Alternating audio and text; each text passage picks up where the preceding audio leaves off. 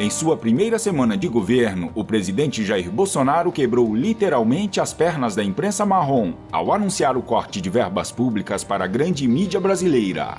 Nós vamos democratizar as verbas publicitárias. Nenhum órgão de imprensa terá direito a mais ou menos naquilo que nós, de maneira bastante racional, viremos a gastar com a nossa imprensa, que nós queremos sim, cada vez mais vocês sejam mais fortes e isentos. E não sejam, como alguns infelizmente ou foram há pouco tempo ainda, parciais. A imprensa livre é a garantia da nossa democracia. Essas verbas publicitárias não serão mais privilegiadas para a empresa A, B ou C. A fala de Bolsonaro chocou um grupo de mega empresários que se acostumou a mamar nas tetas públicas durante os últimos 20 anos. O que se viu desde então foi uma sórdida e desleal perseguição ao governo por parte da grande mídia, que não se conforma com o fim da farra com o dinheiro público.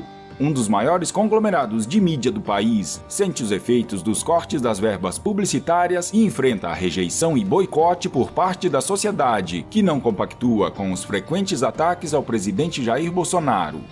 Com o objetivo de se vingar do presidente, um bombardeio sem precedentes está sendo realizado diariamente pela grande mídia, com o objetivo de destituí-lo do cargo. Já vimos esse filme antes, com Donald Trump, e a história foi a mesma, e ele segue firme no cargo. Hoje, após 3 anos de mandato, com toda a grande mídia esquerdista contra, reduziu o desemprego nos Estados Unidos ao menor nível em 50 anos, rumo à reeleição. Bolsonaro não vai cair, e o motivo é simples: ele não é corrupto. A crise que vem afetando os meios de comunicação é evidente e amplamente divulgada na internet. Quem mais vem sofrendo com essa nova realidade é a emissora, que ainda permanece na liderança da audiência, mas com quedas expressivas nos últimos anos. Após décadas de tranquilidade, a Plim Plim hoje não tem mais a comodidade em praticamente nenhuma faixa de horário. Nas manhãs, por exemplo, a emissora demitiu apresentadores, sumiu com o Bem-Estar e há rumores de que o programa Encontro pode estar com os dias contados. Nas tardes, o Vídeo Show foi extinto após 35 anos e o então intocável Jornal Hoje já perde com alguma frequência para Record e Reinaldo Gotino.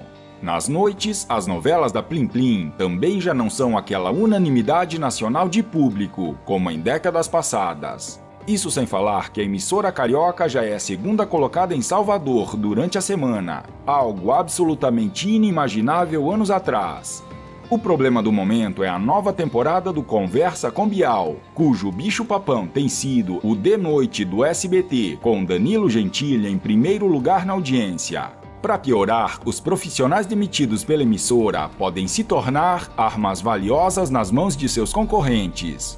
Veja os casos de William Vac e Evaristo Costa, que desconstrói a afirmação de que ninguém reconquista o auge depois de deixar o canal líder em audiência.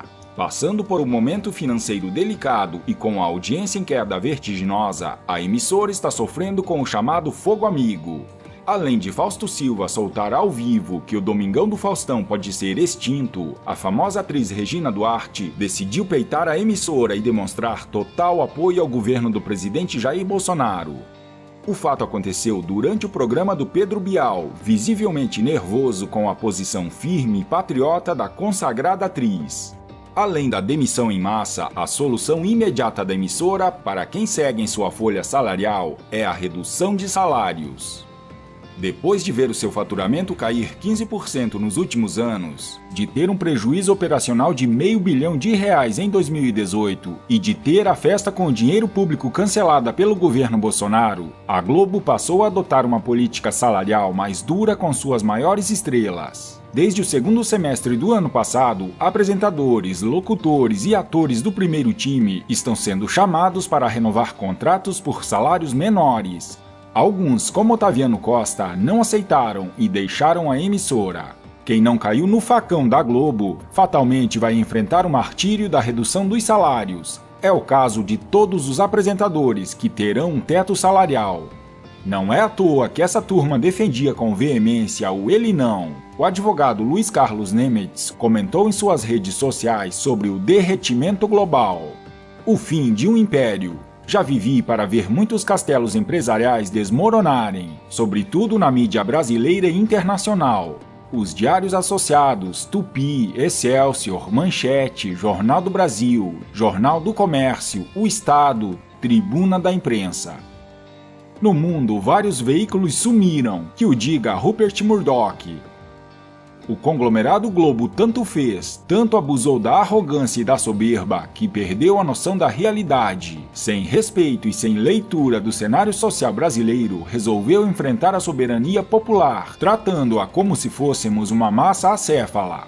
Pagou para ver e se deu mal, em que pese a sua inegável qualidade técnica. Errou a mão, pensando ser hemogênica, imbatível, insuperável, indispensável e eterna. Até que um belo dia após o outro, a desconsideração com o senso comum foi percebida, e a reação popular veio, devagarinho, e não parou mais. E a audiência disse não à continuidade da manipulação, da tentativa de direcionar, induzir e manobrar a opinião pública. Os fatos e a velocidade da informação atropelam o gigantismo, e eis que a Vênus platinada, o ópio do povo, está diante de um encontro histórico com o impossível.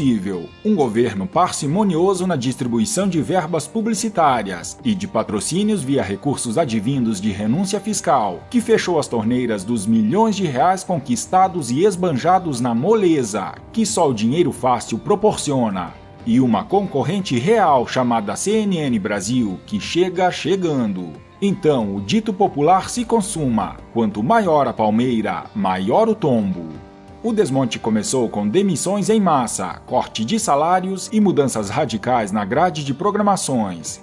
A família Marinho, como imperadores que imaginam ser, tentará seguir no Fausto. A ficha ainda não caiu, mas vão arcar com sua pesadíssima cota de responsabilidade no drama em que o país se meteu com a cumplicidade deles. E os afetados submissos verão o que os brasileiros já viram muito antes: a entrada acelerada na curva da vida e na frente dos tempos difíceis. Avisados foram. Em discurso para representantes do mercado, o vice-presidente Hamilton Mourão elogiou Bolsonaro, prometeu corrupção zero e foi aplaudido de pé. Eu quero deixar claro para as senhoras e senhores algo que talvez aqui todos entendam, mas muita gente ainda não entendeu. O Jair Bolsonaro não é nem nunca será uma ameaça à democracia. Ele tem um firme compromisso com a Constituição e as instituições. Todos podem ter certeza de que nós vamos enfrentar o que tem que ser enfrentado. E queremos marcar a nossa administração pela eficiência, pela responsabilidade e por zero corrupção.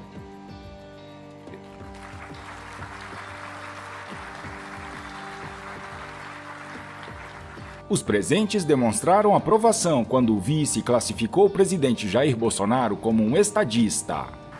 Eu quero enfatizar que ele é um estadista. Ele não está pensando nas próximas eleições. Ele está pensando nas próximas gerações. Isso é sincero, senhoras e senhores.